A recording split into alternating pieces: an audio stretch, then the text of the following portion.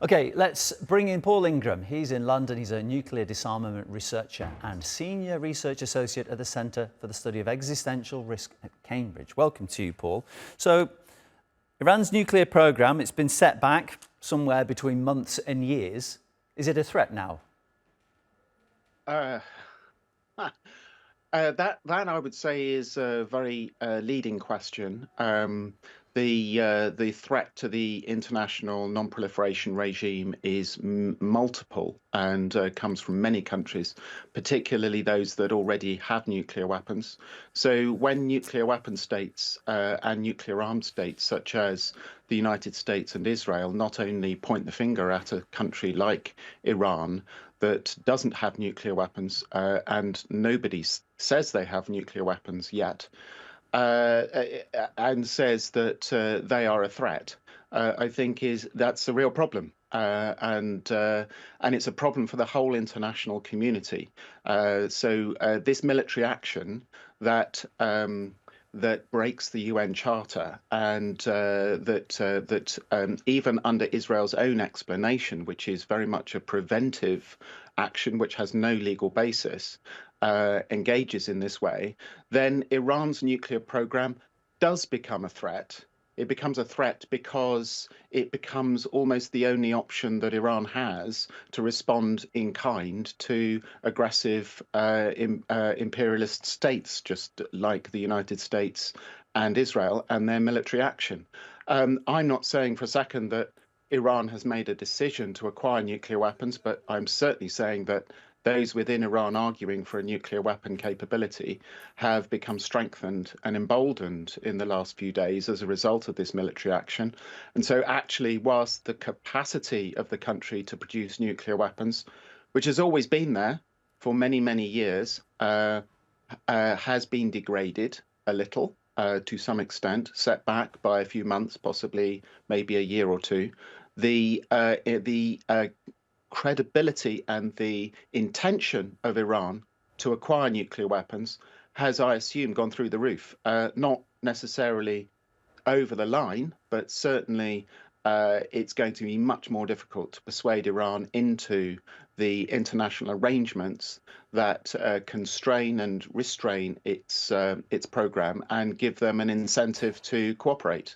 The way in which it has cooperated with the agency in the past has not worked for it, many within Iran would say, and the penetration of the agency by intelligence services from Israel, from the United States, from the UK, according to recent reports, and the way in which the agency has been cooperating with nuclear scientists whose names then are leaked and their identity exposed, and then they are assassinated alongside the military leadership of the Islamic Republic, becomes cause enough for Iranians to close ranks and to keep the agency out. So I think that the recent decision by Iran to exclude the agency from its activities is absolutely no surprise and a complete logical response to the military action that we saw last week. You say it's a logical response, but if I just think forward now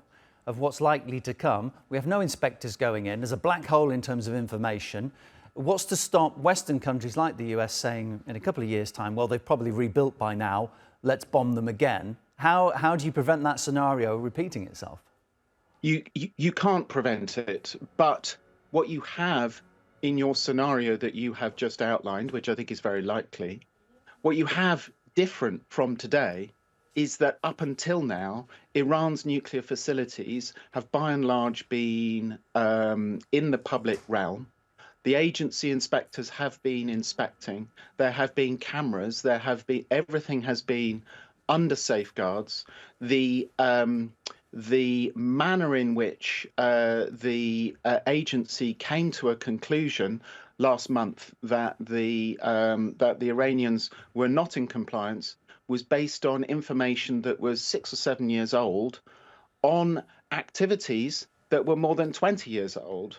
So there was no live accusation of any credibility that there was any evidence whatsoever, and the agency confirmed this, there was no evidence of an Iranian nuclear weapon program that was live, that no evidence of any nuclear weapon program since 2003.